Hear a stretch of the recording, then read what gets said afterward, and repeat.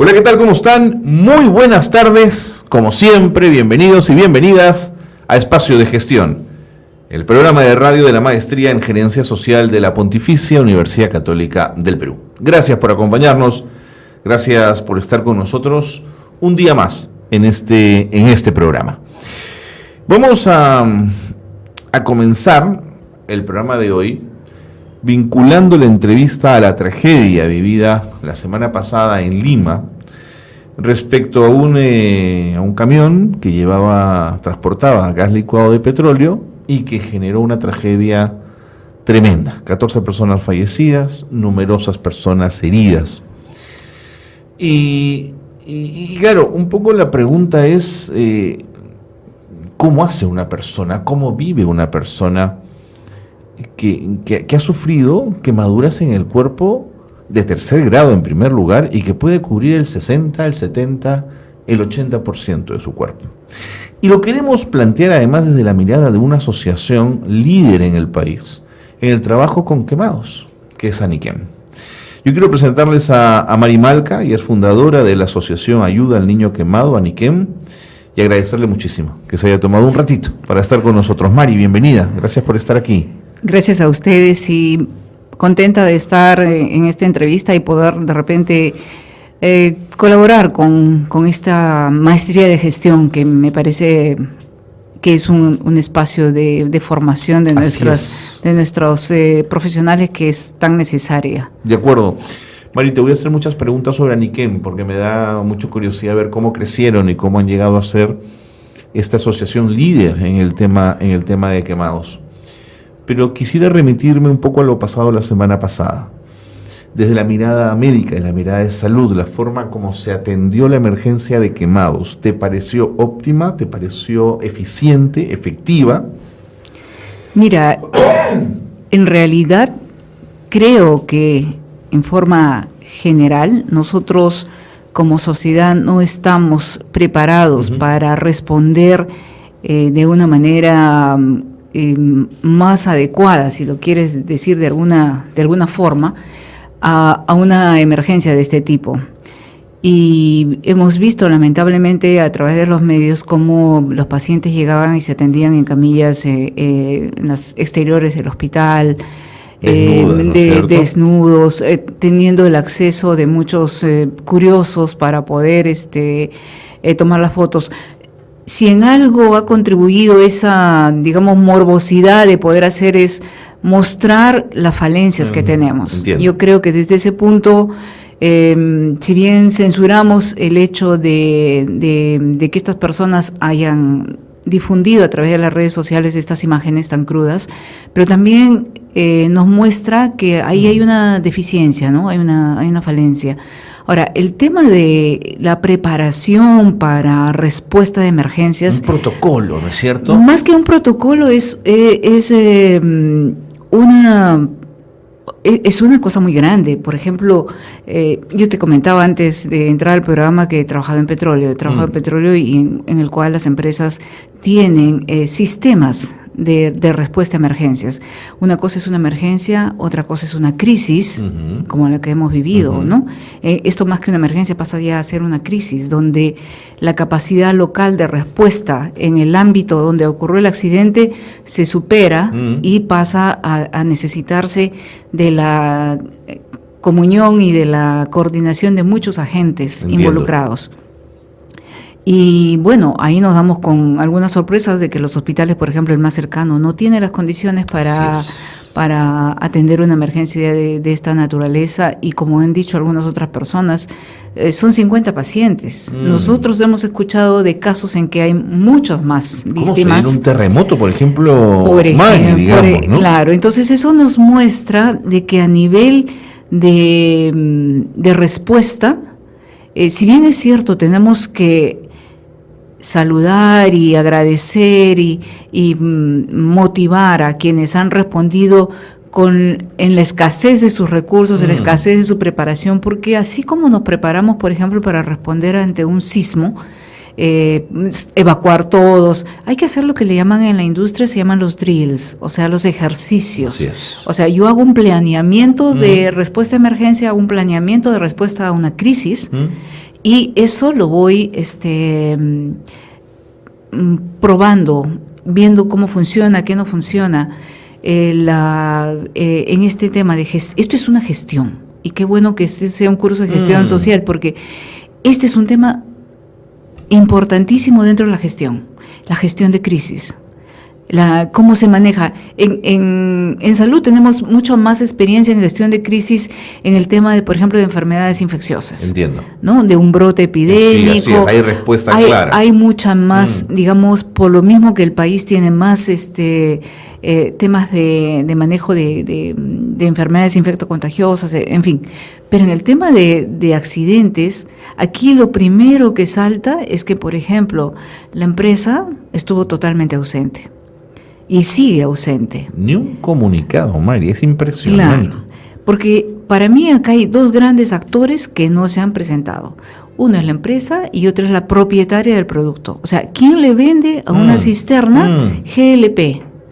No sabemos quién le ha vendido. ¿De dónde salió este camión cargado? ¿Dónde lo cargaron? ¿Cómo es posible que una persona... que un alto puesto, no sé si nosotros conocemos a estos puestos como puestos de alta sensibilidad para seguridad. O sea, un chofer de un camión cisterna... No es cualquier chofer. No es cualquier chofer, no es cualquier chofer. Y no es culpa del chofer.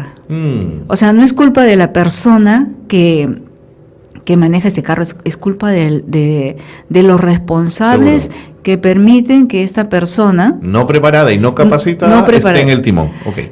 Exactamente. Que primero... Yo como médico de salud ocupacional en la industria petrolera que trabajé muchos años, por ejemplo, nos encargamos de ver que la aptitud física para el trabajo. Por ejemplo. Y una persona de 73 años, discúlpame, pero no califica en ninguna parte del mundo para manejar un camión cisterna. Entonces, eso para empezar.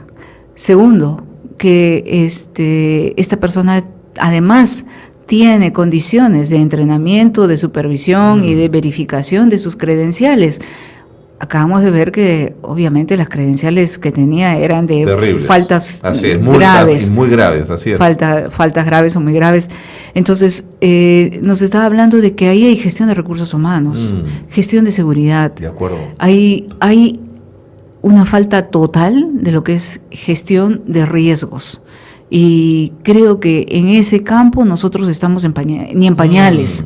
Estamos aprendiendo. Estamos aprendiendo y a la mala, porque en lo que se habla de, por ejemplo, de gestión de riesgos en la empresa, ahora hay muchas empresas que ya, pero a nivel industrial y de grandes empresas, que tienen lo que se llama la gestión integrada. Integran salud, seguridad, medio ambiente, y algunas integran calidad también.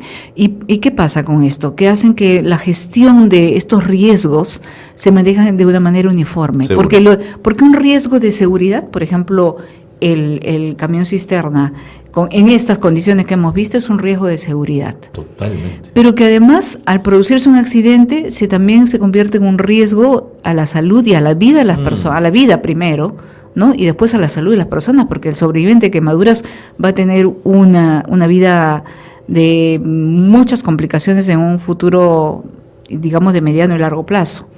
Entonces, y también se convierte en un problema ambiental, porque al haber una fuga de un producto y haber efectos en el ambiente, obviamente también tenemos, por eso que se llama gestión integrada de riesgos. Entonces, la industria del petróleo y la industria del gas son las industrias, si se quiere, entre comillas, más reguladas por el alto riesgo que... Sin duda. Entonces, para nosotros, saber eso y ver lo que pasa en nuestro medio es, digamos, de terror. De acuerdo. Te preguntaba también por el sistema de salud, porque haciendo algunas averiguaciones, una persona quemada necesita ser tratada con ciertas condiciones en la emergencia. Claro. La necesidad de sangre y de plasma inmediatamente, en fin, una serie de cosas. Y me preguntaba si el personal de salud podía estar preparado para esa emergencia en particular. Yo creo que eso es difícil de saber, porque tendríamos que tener por ejemplo, para empezar, centros de atenciones de quemados tenemos pocos en el país. Eso te iba a preguntar, ¿hay pocos? Hay pocos, y de los pocos que hay muchas deficiencias, ¿no? Entonces, Quizás el personal no sea tanto el problema, porque tienen mucha experiencia. Quemaduras en el país ocurren. Todos los días graves quemados tenemos siempre en el sistema. Lo que no tenemos es la cantidad, el manejo, digamos, de que supera la capacidad instalada. Entiendo. Y hay que transportar, hay que llevar. Yo he estado en los días pasados en los medios diciendo, por ejemplo, que en nuestro país falta tener un banco de tejidos, de que tenga piel cadavérica, que es una tecnología bastante sencilla, muy recomendable para, sobre todo, casos de desastres masivos o grandes, cuando hay muchas personas afectadas, porque nos permite, por ejemplo, cubrir rápidamente en forma temporal, porque estas coberturas, digamos, piel cadavérica, piel de cerdo, amnios u otras, son coberturas temporales, mientras se puede primero salvarle la vida al paciente, estabilizarlo, mantenerlo hasta que puedan, ya sea sacar injertos de su propio organismo, pero con un paciente que tiene 80% del cuerpo quemado, difícil, no hay de dónde sacar piel, ¿no? Y entonces hay que hacer cultivos celulares. Esos cultivos celulares ya tenemos felizmente la tecnología en el país, ya se hace en el Hospital del Niño de San Borja. Yo he conocido ya casos de que han hecho este cultivo de piel, pero ese cultivo de piel no es inmediato. Como tú entenderás, es un cultivo, entonces hay que sacar las células, ponerlas en un medio favorable, esperar que crezcan, que se dupliquen para poder tener, y eso no es de un plazo corto. Entonces, por eso que tener tejido, piel humana tratada y disponible para usar en una emergencia es una necesidad. ¿Y por qué no hay banco? ¿Por un tema de presupuesto? Creo que no pasa por ahí. Tenemos bancos de tejidos, tenemos una organización que trabaja todo lo que es donación de sangre, y ahora la han adicionado, porque antes era solo órganos y tejidos y ahora también han incluido sangre, pero creo que pasa por un tema cultural, porque es inclusive una donación de corazón, pulmones, riñones, todavía es muy baja nuestros donantes. Sí, los números son muy bajos. Entonces quiere decir que y en piel no se hace, no se retira, porque al mismo tiempo que se está retirando estos órganos en aquellos familiares que generosamente han cedido los órganos que pueden salvar la vida a otras personas, no se hace el retiro de la piel, que se podría hacer, ¿no? Y bueno, yo creo que es cultural, básicamente. Y obviamente falta de decisión de las autoridades de hacer que funcione. Claro. Que hacer que funcione, porque con una población que crece, con los riesgos que tenemos, con la informalidad que tenemos en el sector, yo creo que es gestión. Y pasamos otra vez a la gestión que tenemos en el país. A veces es gestión, las prioridades son, digamos, lo urgente. El cuadrante, como conocerán los que hablan de gestión, el cuadrante de lo urgente, pero importante también, pero hay otras cosas que quedan importantes. Que requieren, ¿no? O sea, no será la primera causa de mortalidad en el país, pero oye, una vez que pasa, te afecta y es un alto costo para el servicio de salud. Y el impacto a la familia, digamos. El impacto a la familia contribuye a la incertidumbre de la población, a la calidad de vida, a la salud mental de las personas, saber que estamos viviendo en un sitio donde puede pasar estos accidentes en cualquier momento. María, hablemos de eso, después de la pausa, que me tengo que ir un ratito a corte. Quédate con nosotros para seguir conversando. Estamos con Mari Malca, fundadora de la Asociación de Ayuda al Niño Quemado Aniquem, y vamos a venir después de la pausa para hablar un poco más de la asociación y cómo se le ocurrió a Mari la necesidad de tener ese trabajo y esta mirada respecto a los niños que sufren quemaduras. Pausa y volvemos.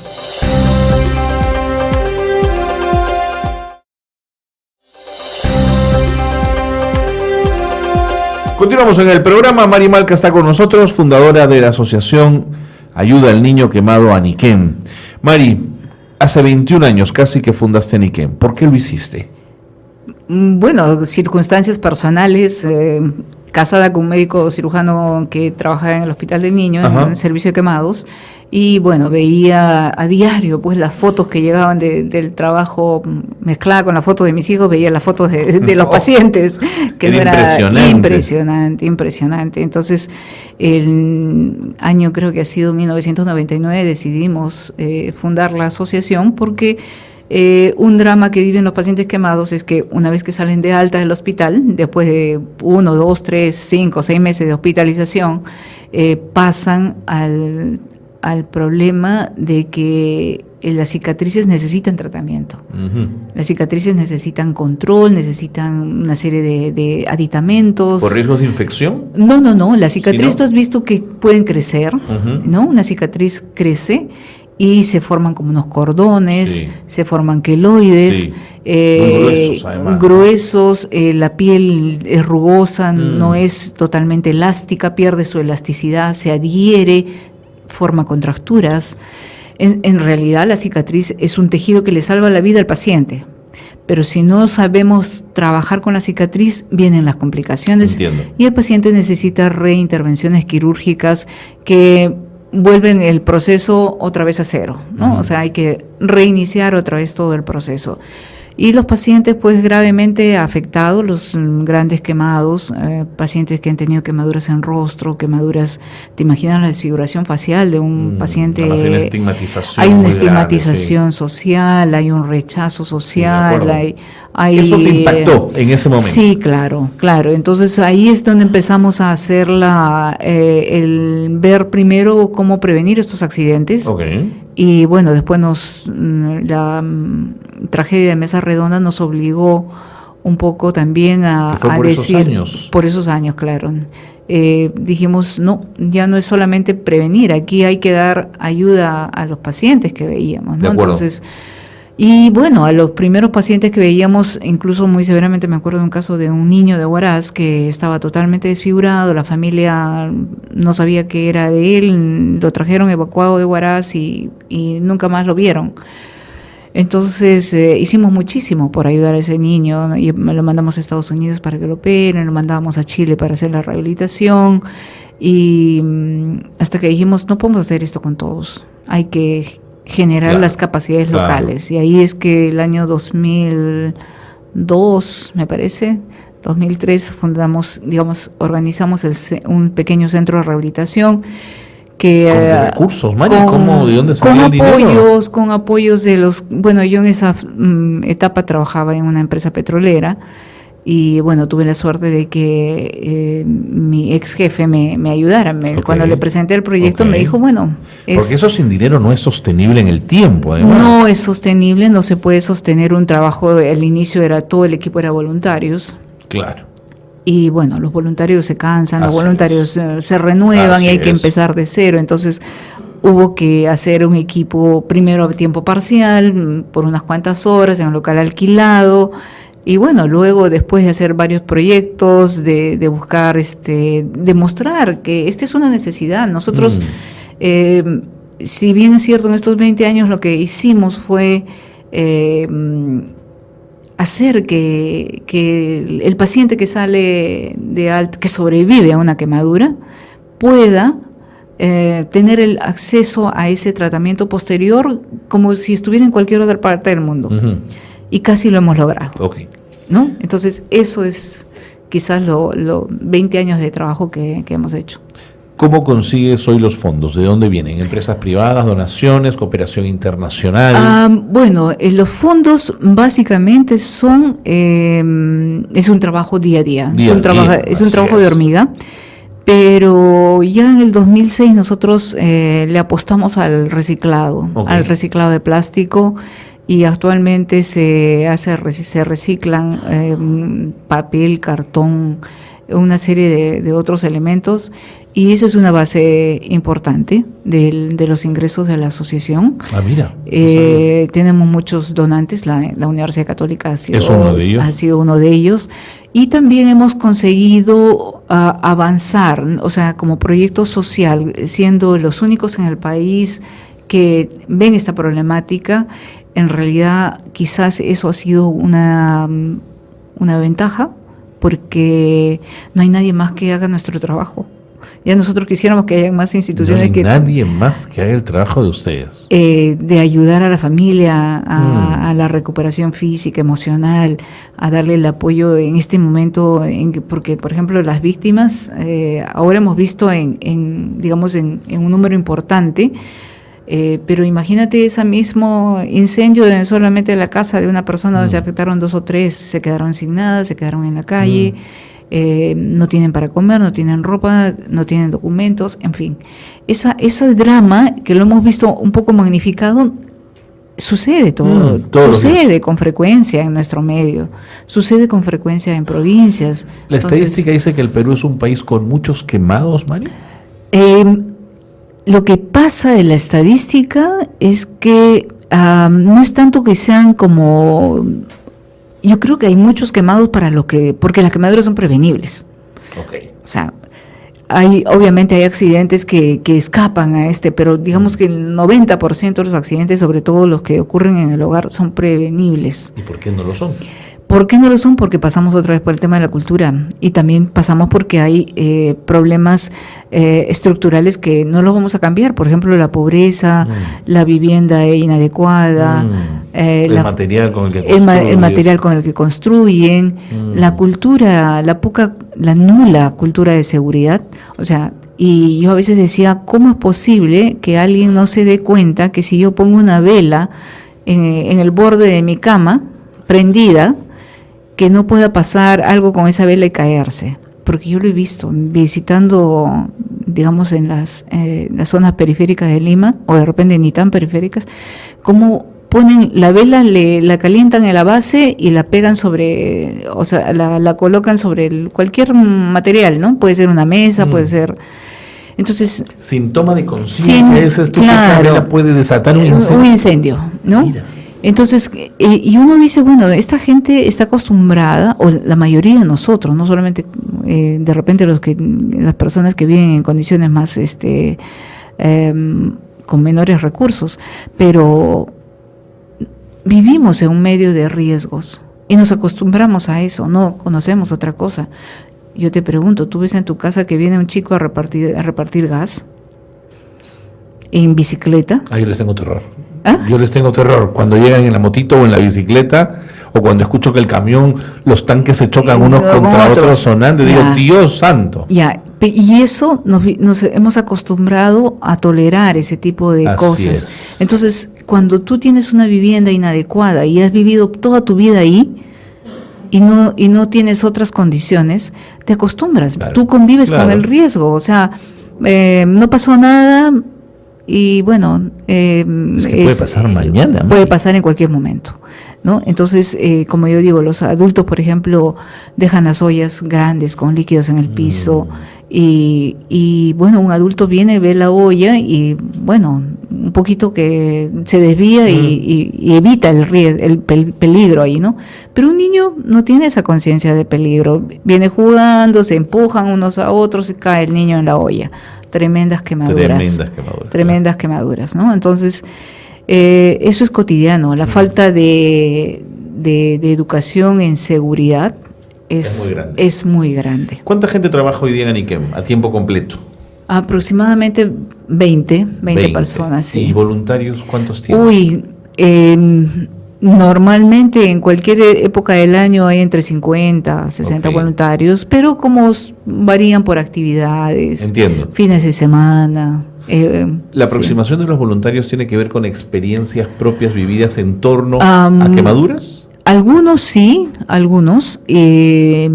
pero básicamente también es este programa universitario que obliga a que hagan trabajo social. Entonces ellos siempre tienen que buscar un espacio donde poder. Así es. Ahora también tenemos, por ejemplo, con la Católica hemos tenido muchas actividades dentro del área de comunicación, donde a lo largo de tantos años nos han apoyado en desarrollar materiales educativos, spots radiales, spots de televisión. Entonces sí hemos tenido ese tipo de apoyo con diferentes universidades. Bueno, la Católica es una de las más importantes probablemente. Mari, cuando 21 años después miras lo ocurrido la semana pasada, ¿no sientes un poco de rabia, de frustración, de sentir tanto trabajo y seguimos un poco en lo mismo? Sí, mira, y eso precisamente me hizo preparar un pequeño comunicado y estar en los medios en estos días reclamando a las autoridades que ¿qué necesitaríamos aquí? Desde mi punto de vista, necesitamos una auditoría de seguridad, pero de nivel internacional. Okay. A todo nuestro sistema de gestión del GLP, porque la misma asociación peruana de productores de GLP o de comercializadores, lo que dicen es que tenemos un sector muy informal que es casi el 50%. Entonces, realmente con el paso de los años, ¿qué pasa? Los balones se siguen deteriorando, las válvulas que tenemos en las conexiones domiciliarias para GLP, estoy hablando, no son estandarizadas, tenemos en el mercado productos, digamos, de dudosa calidad, personas que no usan las mangueras que tienen la certificación y la fecha de vencimiento, etcétera, etcétera, etcétera. Además del transporte informal que se hace, la localización en locales inapropiados para la venta y distribución de gas. Si en Lima tenemos algo de supervisión, yo cuando voy a provincias te juro que termino espantada. Hay pequeñas bodegas que tienen los balones de gas apilados en la calle. Hay mototaxis que trasladan los mototaxis junto con escolares, y los balones de gas apilados, echados unos encima de otro. De verdad, la situación, estamos con unas bombas de tiempo por todas partes. Así y que estas tragedias pueden suceder, porque una vez que ocurre una deflagración o una explosión, el impacto es incierto, puede afectar a 1, 5 o 10 personas, como lo hemos visto, 50 personas, ¿no? Entonces, y qué hubiera pasado si esta deflagración se produce frente al grifo, etcétera, etcétera, etcétera. O sea, las condiciones están dadas para que sigamos teniendo estos eventos y bueno, mi pedido por eso al gobierno, al señor Vizcarra, era incluso que hagamos una auditoría de nivel internacional de seguridad de cómo estamos manejando el GLP en el país. Y yo creo que eso sería empezar a mirarnos, no con fines de echarte la culpa o de meterte a la cárcel, porque en la industria el análisis de incidentes, el análisis de accidentes, las auditorías de seguridad son para mejorar. Porque el sistema que tenemos no es culpa de un presidente, no es culpa de una gestión, no es culpa de una autoridad. Históricamente estamos arrastrando problemas. Entonces, la falta de ética de los comercializadores. Ahí tocas un tema también, claro. Entonces, la corrupción, en fin. La corrupción, o sea, no estamos, estamos viendo, como decimos en la teoría de accidentes, la punta del iceberg. La punta del iceberg. No estamos viendo todo lo que viene abajo, ¿no? Mari, creo que de esta conversación tiene que salir una segunda. Así que vente en otro momento a seguir conversando. Ok, bueno, muchas gracias. Cuando quieras. Muchas gracias a ustedes por tenernos aquí. Qué bueno que ha venido Mari Malca y qué bueno que nos ha puesto en auto sobre estos temas, porque no son temas fáciles, pero hay que enfrentarlos. No hay que quitarle el cuerpo. Los gobiernos regionales, por ejemplo, tienen una enorme responsabilidad, igual que los gobiernos locales, en la fiscalización del tema de hidrocarburos. No es un tema menor, y creo que Mari Malca nos ha ayudado como fundadora de Aniquem a mirar este asunto. Vámonos a la pausa y seguimos con más en Espacio de Gestión.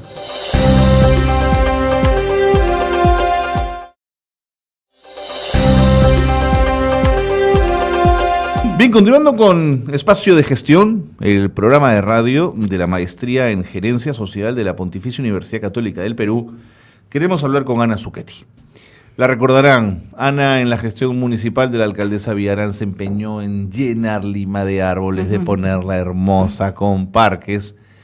Y bueno, algo se hizo, pero ahora se alejó, digamos, del mundo municipal y ha fundado Periferia, una organización cuyo embrión, cuyo ADN, digamos, es la arquitectura, y han desarrollado una investigación muy interesante sobre medio ambiente y emisiones de gases con efecto invernadero. Por eso, Ana, hemos querido invitarte. Bienvenida. Muy gracias bien. Por estar con nosotros. Muchas gracias, encantada. Cuéntame primero de Periferia, que me muero de la curiosidad. ¿Cómo salió esto? ¿Cómo nació? En realidad, un pequeño equipo de quienes estuvimos liderando el nuevo plan urbano de Lima, el Plan 2035, nos juntamos para crear una organización que promoviera ciudades sostenibles. En realidad, más que es una empresa con fines sociales de interés público, tanto así que nuestros estatutos lo definen como tal y aspiramos a certificarnos como Sistema B. No sé si conoce el Sistema B. Bueno, el Sistema B es un sistema de certificación de empresas que integran en sus propósitos fines sociales y ambientales, no solo económicos, ¿no? Entonces tienen como una triple meta o triple beneficio para la sociedad y sus accionistas, ¿no? ¿Esto recibe algún nivel de acreditación o reconocimiento internacional por serlo? ¿Un sello? Exacto, del Sistema B, que es un sistema ya internacional que tiene más de ya 2.000 empresas afiliadas certificadas, y acá en Perú es relativamente reciente, hay que entiendo como unas 20 empresas. Digamos, la más grande y más conocida, por ejemplo, es Natura, que incluso cotiza en bolsa y que es empresa B certificada. Y bueno, por ahí vamos, ¿no? Periferia. Pero además, desde el comienzo de Periferia, lo que hicimos fue aliarnos con WWF Perú, que es el Fondo Mundial para la Naturaleza, y de ahí creamos una plataforma que se llama Plataforma Mi Ciudad, justamente para promover el debate sobre los temas urbanos con un enfoque sobre todo de sostenibilidad y resiliencia, la incidencia en políticas públicas vinculadas a temas urbanos y ambientales, ¿no? Entonces, ¿qué tipo de servicios provee Periferia? Nosotros diseñamos instrumentos, planes, proyectos, tanto de desarrollo urbano con un enfoque de sostenibilidad, de diseño de espacios públicos, corredores verdes, y hacemos consultorías para el sector público y privado. Es decir, tus clientes deben ser gobiernos locales, pero también pueden ser privados, ¿no es cierto? Así es. Ahora más que todo hemos trabajado con cooperación y con el gobierno nacional, pero ese año estamos abriendo una línea con sector privado, estamos empezando a medir la huella de carbono justamente de un edificio con el objetivo por parte de esa empresa inmobiliaria que está interesada, que es Tale, de neutralizar las emisiones del edificio haciendo un bosque urbano, ¿no? Entonces estamos empezando a trabajar con el sector privado que también quiere mejorar sus prácticas. Para la medición de esas huellas hay estándares internacionales que permitan establecerla. Pienso en la huella hídrica, por ejemplo, que los suizos crearon, digamos, ¿no? Así es. Hay también un manual para la medición de la huella. De hecho, ahora incluso hay una ISO, una norma ISO. Entonces, todo está, digamos, procedimentalizado y estandardizado, de tal manera que se pueden comparar papas con papa y camote con camote, por decirlo de alguna manera. Y el manual del Global Community Protocol, que es justamente manual para medir huellas en distintos tipos de proyectos o espacios, y que se puede usar tanto para medir la huella de un proyecto específico como esa inversión inmobiliaria que estoy mencionando, como una ciudad o un país, ¿no? De acuerdo. En ese mismo sentido, cuando te busca una empresa, por ejemplo, ¿lo hace desde su área de responsabilidad social o no necesariamente? De pronto quiere, no sé, ahorrar y a partir de ese ahorro quiere ser verde, digamos. ¿Tiene que ver con eso? Por supuesto. En realidad las entradas pueden ser diversas. Desde una gerencia general comprometida, cada vez son más los gerentes que ven que el mundo está cambiando y que son más jóvenes, la tienen más clara todavía, ¿no? Hay una nueva generación de quienes toman la decisión y quienes gerencian las empresas que tiene una visión distinta a la de nuestros padres o abuelos, ¿no? Así es. Entonces, mucho más compromiso e interés, ¿no? De acuerdo. Y también, obviamente, desde las gerencias ambientales de sostenibilidad o de responsabilidad social, ¿no? Una última de Periferia. Cuando le cuentas esto a terceros, sobre todo en el ámbito público, ¿te entienden o te ganas hasta zafada? Estas cosas son del primer mundo. ¿Enganchan con el discurso? Sí, creo que cada vez más también. Primero que nuestras contrapartes directas son el Ministerio del Ambiente, bueno, es un aliado y el Ministerio de Vivienda. El Ministerio de Vivienda se está abriendo mucho últimamente a nuevas ideas y de hecho están ahora empezando a hacer consulta pública sobre la nueva política de desarrollo urbano sostenible del país. Pero ahora el Fondo Mi Vivienda da bonos a las edificaciones verdes, eso es interesantísimo. Sí, entonces sí, también del sector público, de las entidades nacionales, sector público, hay apertura, interés. Quienes quizás ven esos temas todavía como difíciles de entender y de aplicar acuerdo. son los alcaldes, Okay. ¿no? O sea, a nivel local, excepto algunos alcaldes que la tienen también muy clara y que han tomado el tema como su caballito de batalla. Te puedo mencionar el alcalde de Ayacucho, el alcalde de Machu Picchu, el alcalde de Jauja, sí, y el alcalde de Trujillo. Estamos ahí formando toda una red de alcaldes tromes. Hemos hecho una encuesta a 80 municipalidades junto con la AMPE y muchos de ellos autodeclaran de que no saben que es una contribución nacional determinada, que son las metas de Perú para cumplir el Acuerdo de París, no saben qué es el Acuerdo de París. Hay norma al respecto, ¿no? Sí, pero no le han llegado. Ok, ¿no? no te entiendo. Entonces todavía hay que ir, creo que hacer bastante alfabetización en tema de cambio climático a nivel local, ¿no? Para que no solo comprendan, sino también para que lo incluyan como una prioridad de sus políticas municipales, ¿no? Una última, ¿eres la cara visible de Periferia? Sí, yo, Karina Puente, Vanessa Torres, dependiendo de los temas. Dependiendo de los temas, sí. Perfecto. Bueno, ya sabemos un poquito más en qué andas, ahora cuéntanos de esta investigación. ¿La hicieron ustedes? ¿La hicieron con colaboración de terceros? ¿Qué objetivo tenían? Bueno, más que una investigación, es una sistematización de indicadores que hicimos justamente como plataforma Mi Ciudad con BBF. Decidimos analizar y tomar una foto de 30 ciudades peruanas, las 25 ciudades capitales y 5 ciudades emergentes, ¿no? Entonces, definimos una batería de indicadores a levantar con ese sesgo, como te mencionaba, de sostenibilidad y resiliencia, y esos indicadores incluían indicadores de cambio climático. Queríamos saber si las ciudades habían medido sus huellas de carbono. Mencióname algunos indicadores. Del grupo total. Los más importantes. En 10 categorías, desde los socioeconómicos a los de riesgo, agua, residuos, calidad de aire, espacio público, áreas verdes. Entonces, amplio entonces, ¿eh? Por supuesto, si entran a la plataforma que es www.miciudad.pe, ahí van a encontrar el informe, que es el primer reporte nacional de indicadores urbanos, y la ficha de indicadores por esas 30 ciudades. Perfecto. ¿No? Bueno, ¿y entonces? Entonces, bueno, en temas de cambio climático encontramos que estamos en la nada, ¿no? No te creo. Bueno, que también es entendible porque el país ha priorizado incendios, digamos, exacto, ¿no? Y ha priorizado medir y cuantificar la huella nacional o la contribución justamente del Perú a las emisiones globales de carbono y a diseñar políticas nacionales para reducirla. Y de hecho, el compromiso de Perú es muy claro y ya tenemos además una ley de cambio climático, un reglamento. Entonces, desde las políticas nacionales, los compromisos nacionales, hay una agenda bien clara y de hecho el Perú creo que destaca incluso entre los países de América Latina y del mundo emergente, digamos, ¿no?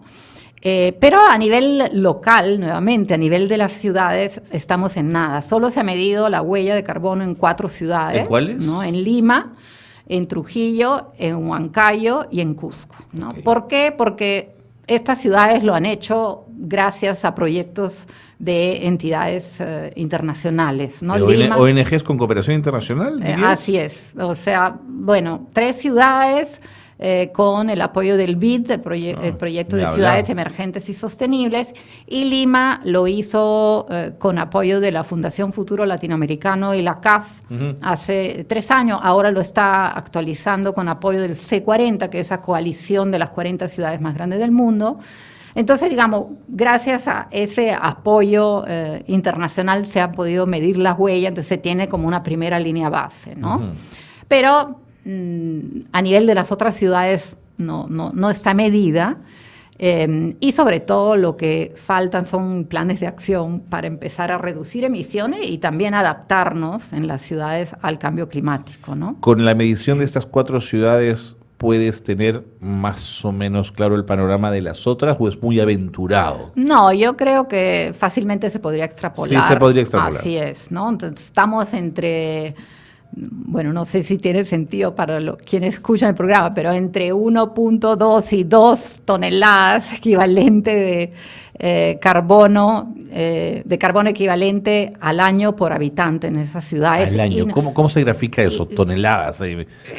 ¿Tendrías alguna imagen? No sé, 800 estadios nacionales, no sé. No tengo una imagen así. Porque me suena un montón, Ana. No, es poco. En realidad no te creo. Nuestras emisiones son bajas en comparación Lógico. a las grandes ciudades de otros países que tienen mucho más consumo de energía. También latinoamericanas. También latinoamericanas, y también tienen sectores industriales potentes, claro. ¿no? Entonces, Río, Sao Paulo, sí. seguro. Entonces, ¿no? en el ranking de ciudades a nivel global ni siquiera figuramos, okay. ¿no? Y yo creo que si extrapolamos los datos que se han obtenido para Lima, Cusco, Huancayo y Trujillo, las otras tendríamos ciudades, más o menos el mapa. Exactamente, ¿no? Incluso probablemente menores emisiones en ciudades más pequeñas, ¿no?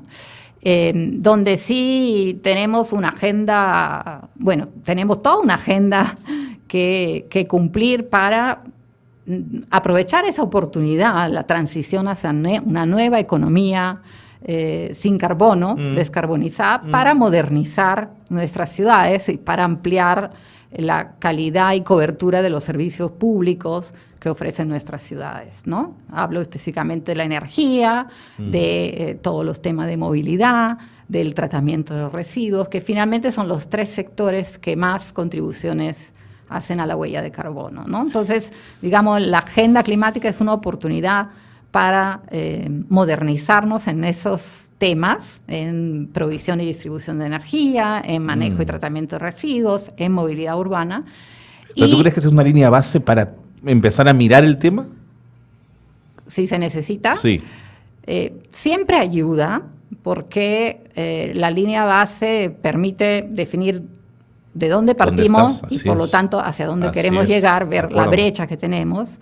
Segundo, cuando uno construye la línea base, si no se hace como un informe de un consultor que aterriza como un extraterrestre, sino se hace como un proceso con los funcionarios de la municipalidad, con las organizaciones ciudadanas y civiles y empresariales de la ciudad, se convierte en un proceso de sensibilización y formación de capacidades. Entonces, medir la huella no tiene por qué ser una tarea técnica, de expertos, sino puede ser un proceso de formación y capacitación de personas a nivel local que después se compran el pleito y siguen implementando la agenda que todos estamos reclamando, ¿no? Ana, tengo 1000 preguntas más que hacerte, pero me tengo que ir a la pausa. No te vayas, quédate con nosotros para seguir conversando. Por supuesto. Ana Zucchetti, de Periferia, está con nosotros en Espacio de Gestión. Regresamos en un instante.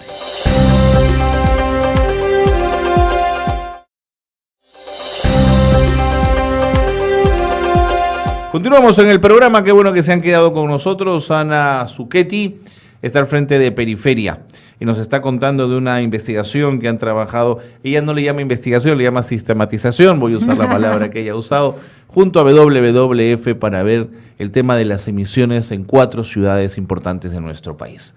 Ana, de la sistematización, de lo que has visto, ¿en qué andamos en el último puntaje? Es decir, ¿cuál es la peor de todas nuestras situaciones medioambientales?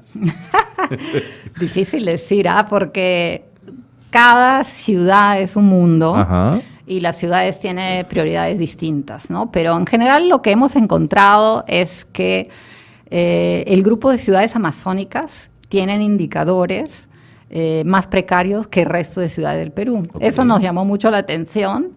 Tanto así que ahora estamos haciendo un reporte de indicadores solo de ciudades amazónicas, okay, ¿no? Porque en esta primera sistematización miramos 5 ciudades, ahora estamos mirando 22 ciudades amazónicas con poblaciones de más de 20.000 habitantes para un poco tomarle la foto y entender lo que está pasando. Perdóname, ¿no? Pero en mi ignorancia yo pensaría que son las ciudades de las selvas los que tienen los indicadores más finos, por tratarse pues de una cuestión que tiene que ver con emisiones, en fin, y con selva, pero no es así. No es así, tienen los indicadores de mayor precariedad. No estoy hablando solo de los vinculados al cambio climático, sino toda la batería de indicadores, que son más de 60 que hemos analizado, ¿no?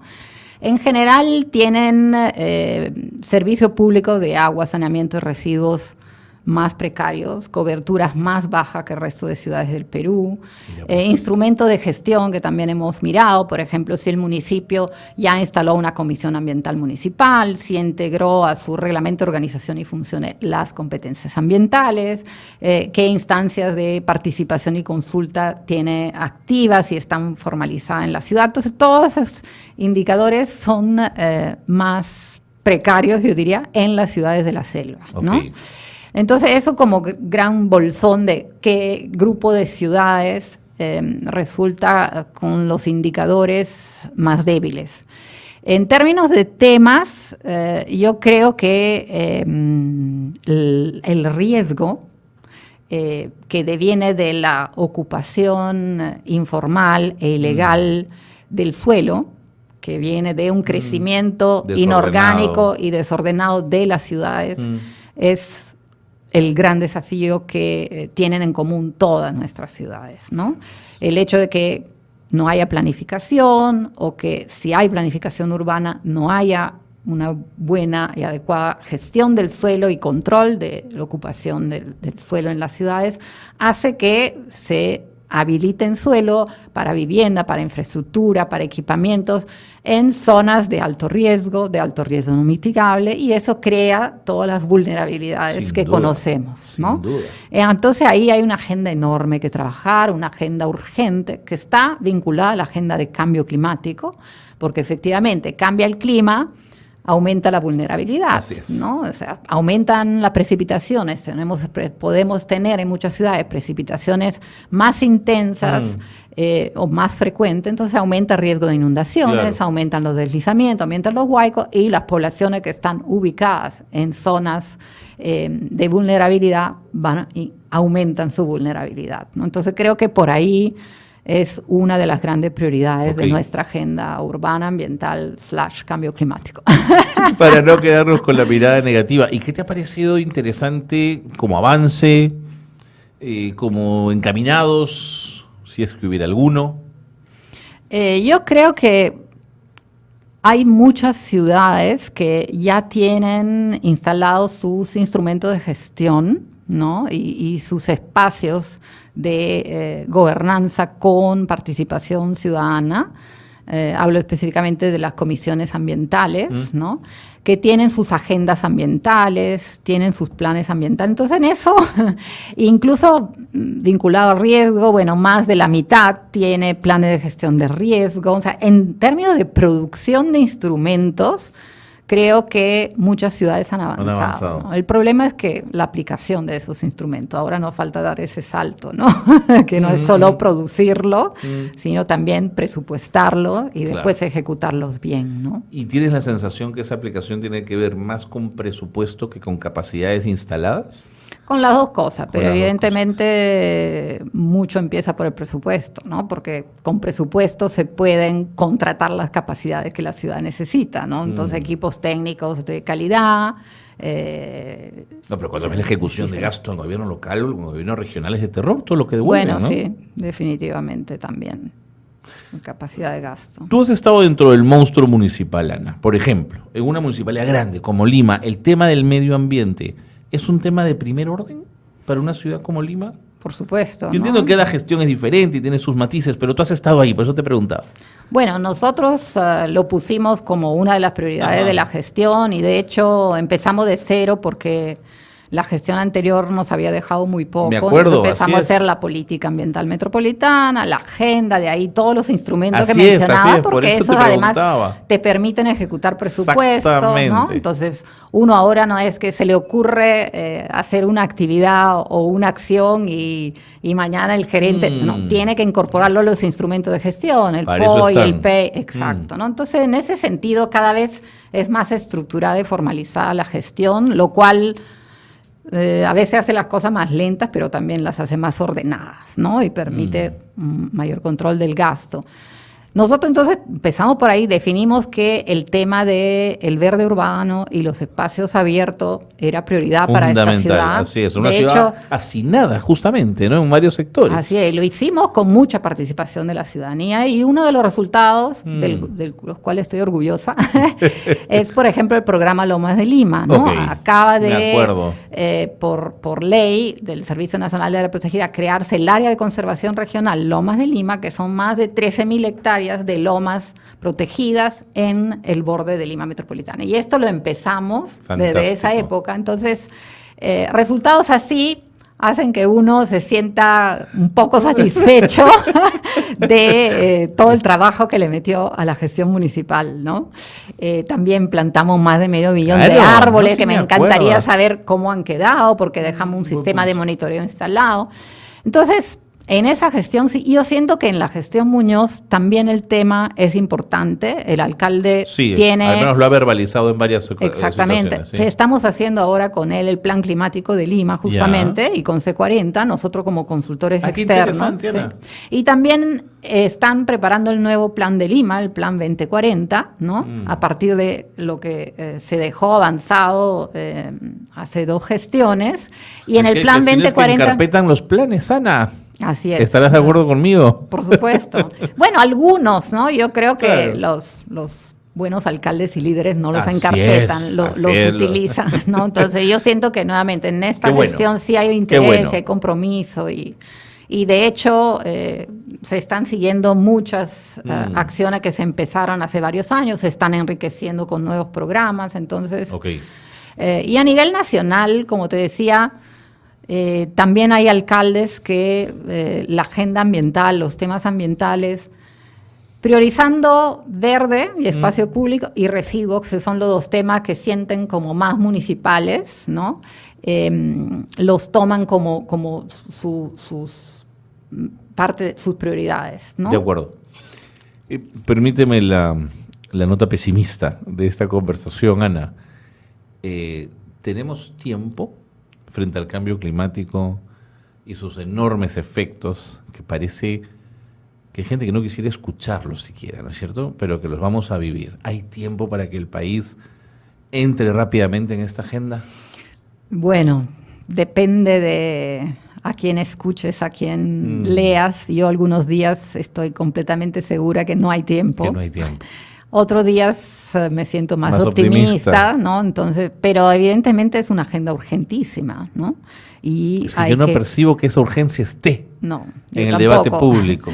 Tampoco, ¿no? Y gracias a Greta y algunos otros personajes, y Extinction Rebellion, que es ese grupo en Inglaterra que ahora se ha internacionalizado, gracias a ellos también como ciudadanos con mucho coraje, se ha puesto más visible el tema, ¿no? Porque, bueno, desde Leonardo DiCaprio a un montón de personalidades se han sumado, pero realmente el año pasado yo siento que se ha dado un salto en el nivel de visibilización pública de esos temas a nivel global, y además con los desastres, por ejemplo, de Australia, es que ya no hay dudas, o sea, ¿no? O los incendios amazónicos que también tuvimos el año pasado. Entonces, cada vez más, digamos, se está sumando conciencia pública y debate público, pero la acción pública obviamente todavía es mucho más lenta y tenemos grandes países que son grandes productores de carbono, como Estados Unidos, la China, la India y la misma Australia,